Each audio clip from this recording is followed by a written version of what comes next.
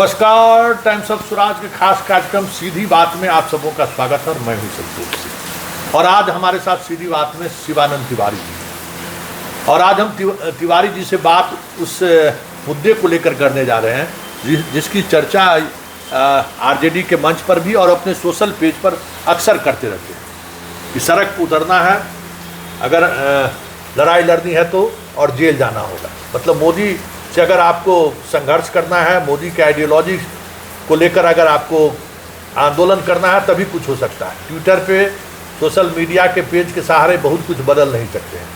तो अभी फ़िलहाल जो चल रहा है यात्रा, वोट अधिकार यात्रा, उस यात्रा में जो चीज़ें आपको दिख रही हैं, क्या आपको लग रहा है कि राहुल और तेजस्वी सड़क पर उतरे हैं, उसका कोई इम्पैक्ट पड़ेगा आने वाले समय में? देखिए, राहुल गांधी की जो छवि है जी, उसमें बहुत भारी बदलाव आया है जी, बहुत भारी बदलाव आया है। हम लोग तो शुरू से कांग्रेस के ज़बरदस्त विरोधी रहे। डॉक्टर लोहिया के स्कूल में हम लोगों ने राजनीति का कहारा पढ़ा था। जब प्रकाश आंदोलन में इंदिरा गांधी के खिलाफ हम लोग सड़क पर उतरे थे, इमरजेंसी में जेल में रहे। इसलिए कांग्रेस के प्रति हम लोगों का कभी भी ये नहीं रहा। उस समय भारतीय जनता पार्टी साथ थी हम लोगों की। और ये हम कहें कि 74 आंदोलन में सबसे ज़्यादा फायदा जो है इन्हीं लोगों ने उठाया, क्योंकि विद्यार्थी परिषद जो है वो सबसे संगठित जमात थी और समाजवादी आंदोलन अपने पतन काल में था, उन्हीं को लाभ मिला। तो इसलिए इंदिरा गांधी के प्रति, कांग्रेस के प्रति एक दूसरे ढंग का भाव रहा। लेकिन हम लालू यादव के साथ जब थे, जब मंडल कमीशन लागू हुआ, उसके बाद फिर रेल मंत्री वो बन गए। एक आपको याद होगा कि एक चुनाव हुआ जिसमें इंदिरा गांधी को, कांग्रेस पार्टी को बहुमत हो गया था और ये तय हो गया था कि इंदिरा गांधी प्रधानमंत्री बनेंगी। उसके पहले सुषमा स्वराज वगैरह ने कहा कि हम बाल मुड़वा करके ये सोनिया गांधी अगर बन गई। तो देखिए, प्रधानमंत्री की कुर्सी ऐसी है कि जिस पर बैठने के लिए लोगों ने राजनीति में क्या क्या नहीं किया। आप चंद्रशेखर जी का याद कीजिए, आप चौधरी चरण सिंह का याद कीजिए। मैंने जो लोग पार्लियामेंट का मुंह नहीं देख पाए, 3 महीना, 4 महीना, 5 महीना रहे, क्या नाम है, प्रधानमंत्री, लेकिन उस पर बैठने के लिए उन लोगों ने किस किस तरह का ये किया, वो भी आपने देखा। सोनिया गांधी आराम से बैठ सकते, प्रधानमंत्री बन सकती थी, लेकिन उन्होंने मनमोहन सिंह को चुना। और संजोग ऐसा था कि उस दिन हम दिल्ली में थे और लालू यादव के यहाँ ही बैठे हुए थे, गपशप कर रहे थे हम लोग बरामदा में। उसी समय सोनिया जी मनमोहन सिंह को लेके आई लालू यादव के यहाँ, उनका समर्थन लेने के लिए। हमने पहली दफ़ा आमने सामने सोनिया गांधी को देखा था और एक अजीब किस्म का एक ऑरा जिसको कहते हैं, वो सोनिया गांधी के चेहरे पर दिखाई दे रहा था। एक त्याग करने के बाद, कोई चीज़, बड़ी चीज़ जो है छोड़ देने के बाद, त्याग कर देने के बाद जो एक भीतर से ग्लो करता है पर्सनैलिटी, वो उनके चेहरे में हमको दिखाई दिया था। अभी तक हमको वो चेहरा याद है। ये साबित किया कि हम दूसरों से अलग हैं, भले उन पर जो भी हमला होता रहा हो, लेकिन दूसरों से हम अलग हैं। राहुल गांधी, राजीव गांधी की हत्या के बाद राहुल गांधी का इमेज जो है बिल्कुल दूसरे तरह का बना। आप देखिए कि किस तरह की ज़िंदगी थी। वो आदमी जो है ट्रैकिंग कर रहा है, केदारनाथ पहाड़ पर जो है चढ़ जा रहा है, पैदल दौड़ते हुए समुद्र में तैर रहा है, स्केटिंग कर रहा है, वो ब्लैक बेल्ट और कौन कौन कराटे, क्या तलवारबाजी कर रहा है, तलवारबाजी कर रहा है, तलवारबाजी यानी एक एक चीज़ में उसी के तरफ उसका पूरा का पूरा ध्यान जो है रहा। लेकिन अब तो राज परिवार आप कह सकते हैं, मैंने कई पोस्ट से वो राज परिवार था, तो उसका भी एक जो एरोगेंसी होती है, आप उस तरह के परिवार में जन्म लेते हैं। मान लीजिए तेजस्वी का जन्म हुआ या अखिलेश यादव का जन्म हुआ या चिराग का जन्म हुआ, तो आप ऐसे वातावरण में आपका लालन पालन होता जहाँ हर आदमी आपका ठुड्डी छूने के लिए बेचैन है। आप क्या चाह रहे हैं, आपकी इच्छा क्या है, उसको कैसे पूरा किया जाए, इस बात में कंपटीशन जो है रहता था। एक स्वाभाविक है कि एक मिजाज जो है दूसरे तरह का बन जाता है। तो सब लोग ये चाह रहे थे कि नहीं साहब ये कुर्सी संभाले, ये जो है अपने परंपरा को आगे बढ़ाए। राहुल गांधी में वो दिखाई नहीं दिया कहीं से। अंत में उनको यूथ का इंचार्ज बनाया गया। उसमें वो कहा कि हम इलेक्शन कराएंगे। आमतौर पर परिपाटी ये चल गई है पॉलिटिकल पार्टियों में कि ऑथराइज कर दिया जाता है अध्यक्ष को और वो लोग नॉमिनेट करके कि नहीं। चुनाव कराया, चुनाव में झंझट हुआ। उसके बाद पार्टी के संगठन का मामला आया, कहा कि हमारे परिवार से कोई नहीं होगा, और आज तक उस परंपरा का पालन हो रहा है। तो ये अब चुनौती जो है गांधी फैमिली से जब मिलने लगी, राहुल गांधी से के मरने के बाद जो है देखा लोगों ने कि राहुल गांधी के हाथ में जो है ये मैंने चला गया सत्ता का उत्तराधिकार। राजीव गांधी के मरने सॉरी राजीव गांधी के बाद उनको उनका उपहास उड़ाने के लिए क्या क्या नहीं लोगों ने किया। अच्छा, कुछ अजीब किस्म से राहुल का भी व्यवहार दिखाई दे रहा था। आपको याद होगा कि किस तरह से वो अपने जगह से उठ करके और जाके प्रधानमंत्री के से गला मिले बैठे बैठे। तो सब लोग को अजीब लगा, हमको भी बहुत अजीब लगा, और हम ही को नहीं बहुत लोगों को अजीब लगा। भला बताइए, अब पप्पू का अभियान जो है वो चल रहा था, और इस घटना से लगा कि सचमुच में ये आदमी पप्पू है। तो हमको याद है जब हम राज्यसभा में थे और लगभग राज्यसभा का टर्म हमारा ख़त्म हो रहा था, 2014 में हम रिटायर कर रहे थे। उसके पहले सोनिया जी ने एक पार्टी दिया था सारे सांसदों का, वो अशोका होटल में, और उसमें टेबल लगा हुआ था, कौन किस टेबल पर बैठेगा ये पहले से तय था। हम जो है 5 मिनट लेट से पहुँचे, तो हमारा जो टेबल था उस टेबल पर हमारे सामने जो है वो कर्ण सिंह जी थे, और उनके बगल में राहुल गांधी, और मेरे बगल में कम्युनिस्ट पार्टी के डी राजा। उसके बाद हम गए तो देखा कि कर्ण सिंह के साथ बात करने में ये आदमी जो है मशगूल है एकदम। तो हमने डी राजा से पूछा कि भाई क्या है ये। तो डी राजा ने कहा कि हमने इसमें टांग अड़ाने की कोशिश की, लेकिन हमको कोई लिफ्ट नहीं दिया।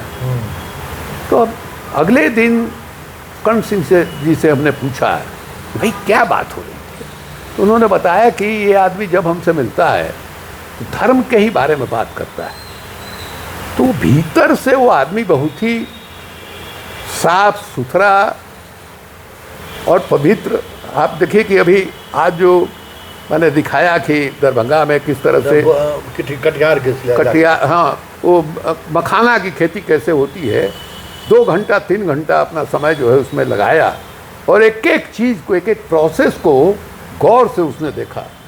और ये सिर्फ वही नहीं, आप देखिए कि धान के खेत में उतर गया, बजाते धान रोपनी लोगों के साथ खड़ा होके, ड्राइवर के साथ घूमा, उबर वाले के साथ, ट्रक वाले के साथ, जूता सिया हर जगह। अब कहीं जो एक दिखावा जो होता है वो कहीं नहीं है। होटल में चला गया, खाना खाया, बेरा सब फोटो खींच रहा है, फोटो खिंचवाया। ये अरे दूसरे तरफ ही आप देखिए कि यहाँ गए, क्या नाम है, दशरथ माझी के यहाँ। दशरथ माझी को बहुत इज्जत दिया था नीतीश जी ने। दशरथ माझी जब आ गए थे तो अपनी कुर्सी पर उनको बैठाया था, उनके नाम पर वहाँ कौन कौन चीज़ खोला, लेकिन उनके परिवार की सालत महज को उन्होंने देखा नहीं। राहुल गांधी गया उनके यहाँ देखने के लिए, उन लोगों ने सब बताया कैसे कैसे क्या हुआ, ये भी बताया कि अपना तकलीफ भी बताया, देखा, कुछ नहीं कहा। और उसके हफ्ता 10 दिन के बाद आदमी आकर के गिट्टी बालू ईंटा गिराने लगा और मकान जो है बन कर तैयार हो गया।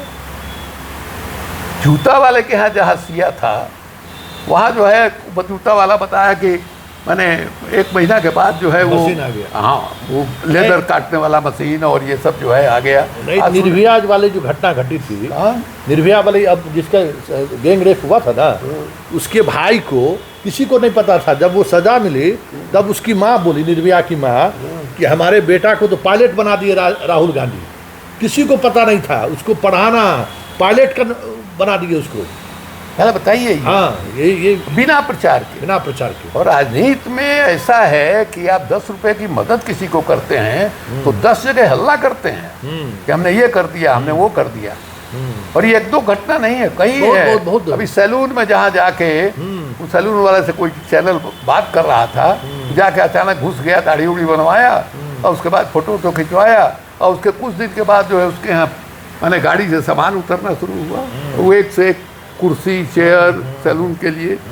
वो कहा कि जिस कुर्सी पर बैठ के वो दाढ़ी बनवाए थे, हम कुर्सी वहाँ रखे हुए हैं, उससे बहुत लोग आके फोटो खिंचवाते हैं। तो ये भीतर से वो आदमी ऑनेस्ट दिखाई दे रहा है, उसकी ऑनेस्टी और उसके अंदर जो लड़ने की क्षमता है, बगैर परिणाम का परवाह किए हुए जो लड़ने की क्षमता है। किस तरह से एजी ने उसके साथ कुछ किया, उसके बहनोई के साथ किया, खुद सोनिया जी के साथ जो है घंटों पूछताछ किया और आज तक कहीं कुछ नहीं हुआ भाई। तो आपने सिर्फ अपमानित करने के लिए और डराने के लिए मोदी जी ने, ये तरीका है उनका, ये आपने सब कुछ किया लेकिन डरे नहीं, इसलिए कि भीतर में कोई गंदगी उस तरह की नहीं है। डर तो उसको ना होगा कि कहीं ना कहीं मन में आपने कुछ ऐसा किया है अतीत में जिसका बोध आपके अंदर पाप बोध हो और उसके चलते आपके मन में डर पैदा हो, वो कहीं नहीं दिखाई दे रहा है। सबसे बड़ा काम ये किया है, चर्चा चल रही थी जैसे महाराष्ट्र का चुनाव हुआ, महाराष्ट्र के चुनाव में, इस पार्लियामेंट के चुनाव में पूरी तरह कांग्रेस हारी, उसके बीजेपी हारी, बीजेपी हारी पार्लियामेंट में बीजेपी हारी। उसके बाद विधानसभा के चुनाव में अचानक बीजेपी उछल गई और सरकार बन गई बीजेपी की, और 4-5 महीना के अंतराल में दोनों चुनाव हुआ और 40 लाख वोटर जो है वहाँ बढ़ गए। सब लोगों ने सवाल उठाया, शरद पवार जी वहाँ के सबसे वरिष्ठ नेता है, उन्होंने भी इस सवाल को उठाया। कई लोग भाग गए छोड़ करके शरद पवार को, उसमें अजीत पवार उनके भतीजा, उनके बारे में ऑन रिकॉर्ड मोदी जी ने कहा है कि 70,000 या 77,000 करोड़ रुपया इसने लूटा है, इसको हम छोड़ेंगे नहीं। प्रफुल्ल पटेल जो दाहिना हाथ थे शरद पवार के, एयर इंडिया के मंत्री थे, डुबा दिया। हम उस समय राज्यसभा में थे, हम गवाह हैं उसके, डुबा दिया उसको, उस पर भी केस था, वो भी छोड़ करके चले गए शरद पवार को, किसी की हिम्मत नहीं हुई। ये इस आदमी ने कहा कि बिना एविडेंस के साथ पकड़े आरोप की विश्वसनीयता जो है नहीं बन सकती। और जो कर्नाटक का जो विधानसभा का क्षेत्र था उसको सामने रख के एक एक बूथ का जो उसने फिगर दिया और किस ढंग से वहाँ 1 लाख से अधिक वोट की गड़बड़ी हुई है, ये 1.5 घंटा या 1.25 घंटा जो है प्रेस के सामने जो बड़ा स्क्रीन जैसे प्राइवेट कंपनी वगैरह का ये जो है कहता है, उसके बाद अचानक जो पूरा प्रतिपक्ष है वो इनाइट हो गया और उसको लगा कि साहब ये तो चोर को रंगे हाथ जो है पकड़ लिया। इवन मैंने आपको अरविंद केजरीवाल जो अभी मैंने क्या क्या नहीं बोले रहे राहुल के खिलाफ, और दोनों अलग अलग चुनाव लड़े और इस मुद्दे पर एक साथ आ गए, पूरा विपक्ष एक साथ हो गया। इस बात को देखिए, हम लोहियाइत हैं और हम जो है मेरे राजनीति का जो लक्ष्य है वो सिर्फ एमएलए बनना और एमपी बनना नहीं रहा है। हमने कई चुनाव छोड़ा है और हमको लगता है कि शायद ही कोई होगा जो इस तरह से सामने पक्का होने पर ये छोड़ा हो।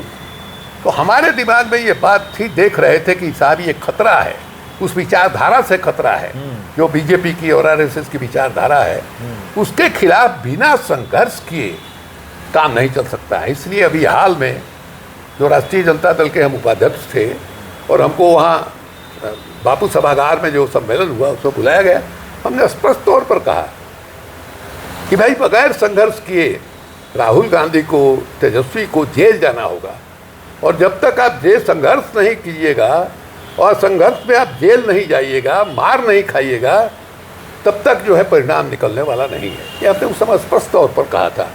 और देखिए क्या हुआ कि उसके बाद जो है पूरा विपक्ष एक साथ सड़क पर निकला और पार्लियामेंट्री स्ट्रीट थाने में ले जाया गया। और उसी पार्लियामेंट्री स्ट्रीट थाने में जहाँ हम 3 बार 4 बार जो है पकड़ा के गए हैं, वहाँ वो लोग गए। और उसके बाद देश का माहौल किस ढंग का बन गया। आज जो यात्रा हो रही है, वोट अधिकार वाली यात्रा, आप देख लीजिए किस तरह का रिस्पॉन्स है। उस रिस्पॉन्स में राहुल गांधी के प्रति जो दिखाई दे रहा है ये, और राहुल गांधी जिस ढंग से इंटरैक्ट कर रहे हैं लोगों से, मिल रहे हैं लोगों से, ये कोई साधारण बात नहीं है। इसलिए इसका निश्चित रूप से असर होना पड़ेगा, इसमें कहीं से कोई संदेह नहीं। एक आखिरी बात कि राहुल गांधी को जिस तरीके से, राहुल गांधी खुद हमारी व्यक्तिगत बातचीत में भी उन्होंने कहा कि आपको पता है कि पप्पू आपको कहाँ पता है कि वह, और हम कहीं पप्पू का मतलब आप समझते हैं, बेवकूफ़ लड़का है गांव घर में अपने बोले अपने, कि जो गांव घर में कोई बेवकूफ़ लड़कों को कहा जाता है वो हमें कहता, हमको पता है। उस इमेज से एक बार हम उनसे सवाल करें, उस इमेज से बाहर निकलना आज के समय में, वो भी सामने संघ और बीजेपी जैसे मजबूत संगठन वाले लोग हैं, तो आपको लगता नहीं है कि पप्पू अब पापा की हैसियत में दिखने लगे हैं? उल्टी हालत हो गई है। हालत जो है बिल्कुल उलट गई है। हाँ। और इन लोगों को समझ ही में नहीं आ रहा है कि इसका मुकाबला कैसे करें। इनका मुकाबला करने का एक ही जरिया रह गया है, अब जैसे इलेक्शन कमीशन। और देखिए कितने सातिर लोग हैं। आप देखिएगा गोधरा का जो कांड हुआ था, उसके बाद जो है मैंने गोधरा कांड के पहले चीफ मिनिस्टर बने, मैंने 2 महीना 3 महीना पहले बने, और गोधरा कांड हो गया। और गोधरा कांड किस ढंग से हुआ ये दुनिया जानती है। हमारे पिताजी जो है 1980 में, क्या नाम है आपको, 67 में मैंने होम मिनिस्टर थे। रांची में दंगा हुआ था, भयानक दंगा हुआ था। और अब जानते हैं इस बात को, देखा है हमने प्रत्यक्ष, कि अगर सरकार चाहे, दंगा का रूप जैसा भी हो, अगर सरकार मैंने मजबूती के साथ उसके सामने खड़ा हो जाए तो दंगा लंबे समय तक नहीं चल सकता है, जिस तरह से गुजरात में चला। और वहाँ उसके बाद चुनाव हुआ दंगा के बाद, और उस समय भी जो वहाँ के इलेक्शन कमिश्नर थे, चीफ इलेक्शन कमिश्नर उस समय, लेकिन 2 ये चाहते थे कि दंगा के तुरंत बाद चुनाव हो जाए। वो आदमी चाहता था कि तनातनी के ध्रुवीकृत समाज के ये में समय लें उसको। ईसाई थे वो, जिस तरह से नाम उनका लेके जैन अपमानित करना। अंत में चुनाव हुआ, मैंने जीत मिली। वहाँ क्या किया भाई, हमको याद है उसके बाद जो चुनाव हुआ उसमें हम लालू जी के साथ गुजरात गए हुए थे। और गुजरात में जो पहला चुनाव के बाद CSGS का जो सर्वे होता है, उस सर्वे में हमने देखा कि जब पूछा लोगों ने कि भाई क्यों आपने वोट दिया बीजेपी को, नरेंद्र मोदी को, तो जवाब दिया लोगों ने कि हमारे बच्चे स्कूल कॉलेज जाते हैं पढ़ने के लिए, सुरक्षित घर में चले आवें। हमारे परिवार के लोग काम करने जाते हैं, कमाई करने जाते हैं, सुरक्षित घर में चले आवें। खतरा किससे है? तो मुसलमान से। मुसलमान की आबादी कितनी है गुजरात में? 10% से कम थी, अब शायद 10% हो गया हो। 90% आदमी को कायर बना के, उसके मन में भय पैदा करके, और ये गारंटी लेके कि हम आपकी रक्षा करेंगे। वो भयभीत रहे, उनके मन के भय को निकालने के बदले उनके मन के भय को और बढ़ा करके और ये गारंटी लेना।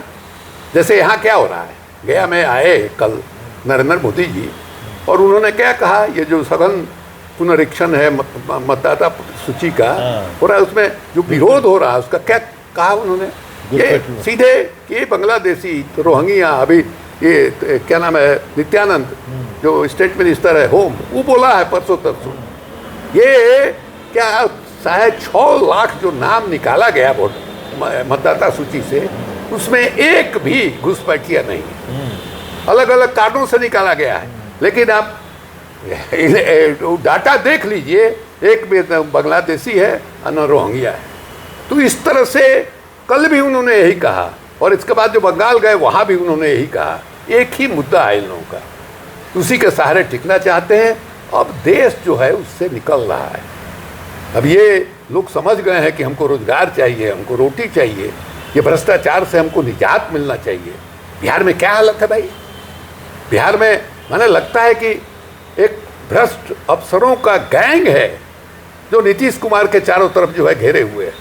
पॉलिटिकल लोग से ज़्यादा प्रभावी मैंने वो गैंग जो है दिखाई दे रहा है और सबको मालूम है क्या हो रहा है।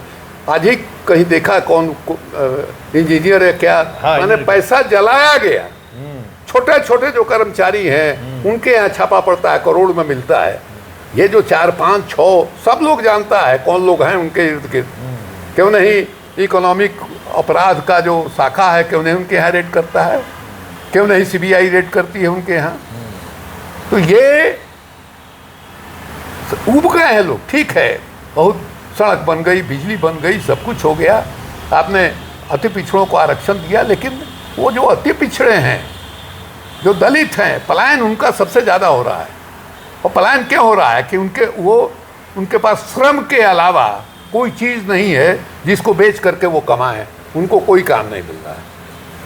आपने सड़क बिजली बना दिया, क्राइटेरिया अभी बेगूसराय का हुआ कि 1.5 घंटे में चले आइएगा। कौन 1.5 घंटे में आएगा भाई?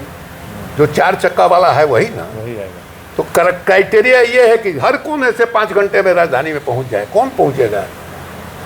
वो जो मिट्टी ढोने वाला, मिट्टी काटने वाला, सड़क पर मजदूरी करने वाला, जूता सीने वाला, धोबी आयरन करने वाला, अंडा बेचने वाला, वो तो नहीं 2 घंटा में या 4 घंटा या 5 घंटा में पहुंच सकता है। वो तो उसी रफ्तार से जैसे पहले था वैसे आएगा, थोड़ा बहुत 10-15 मिनट का फर्क पड़ जाएगा। तो विकास भी हो रहा है 5 स्टार, पटना स्मार्ट सिटी हो रहा है। नतीजा क्या है आप देखिएगा, सेक्रेटेरिएट के बाउंड्री वाल के सामने यहाँ से वहाँ तक कम से कम 50, 60, 70 परिवार का जीविका चलता था। क्या हो गया भाई? सबको आप हटा दिए। तो ये हालत है, लोग उबे हुए हैं। देखिए क्या होता है। राहुल की यात्रा का इम्पैक्ट पड़ेगा निश्चित रूप से। जिस ढंग से रिस्पॉन्स मिल रहा है उस ढंग से राहुल को लोग जो है, इस देश के लोग जो है भावी प्रधानमंत्री के रूप में देखने लगे हैं। और लोगों के अंदर ये इच्छा पैदा हुई है।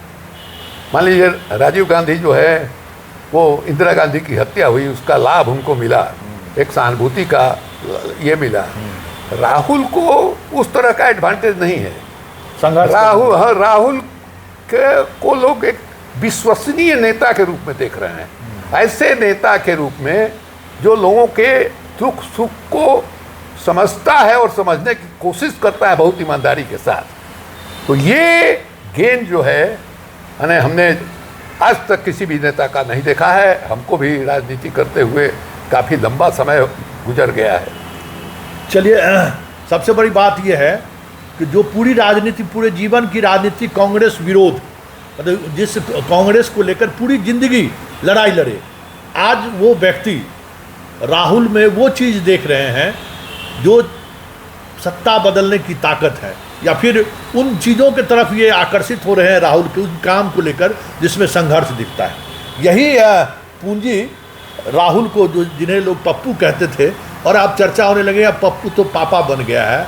तो आने वाले समय में इसका कितना प्रभाव पड़ेगा ये तो वक्त बताएगा। चुनावी राजनीति में तो बहुत सारी चीज़ें चल रही हैं, वक्त बताएगा। लेकिन इतना तय है कि ये देश जो एक तरफा, एक ही मिजाज की तरफ जो बढ़ चला था ना, अब लगता है कि नहीं, कहीं कुछ चीज़ें हैं, कोई उम्मीद ऐसी जगी है जो अब जो एक मिजाज हो गया था देश का कि एक ही तरफ हम बढ़ते जा रहे थे, अब उस पर ब्रेक लगता हुआ दिख रहा है।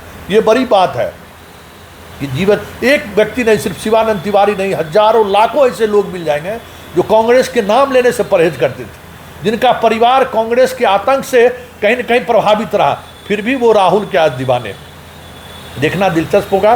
परीक्षा उनकी बिहार में ही है। 2025 के विधानसभा चुनाव में परिणाम क्या आता है ये तो वक्त बताएगा। लेकिन इतना तो तय है, राहुल बिहार जैसे राज्य में भी, जहाँ कांग्रेस का कोई संगठन नहीं है, न कोई अब वो जनाधार रहा, फिर भी राहुल अपने यात्रा के सहारे वो बातें तो जरूर स्थापित कर दी है कि पार्टी के इतर कांग्रेस को चाहने वाले लोग, सोचने वाले लोग एक बार फिर से नए अंदाज में कांग्रेस को भी और राहुल को समझते हुए, देखते हुए यह मानने लगे हैं कि देश का अगला भविष्य या अगला प्रधानमंत्री राहुल हो सकता है। चलिए, इससे सीधी बात को यहीं खत्म करते हैं, फिर किसी नए मुद्दों के साथ हमारी आपकी मुलाकात होगी। फिलहाल इजाज़त दीजिए, नमस्कार।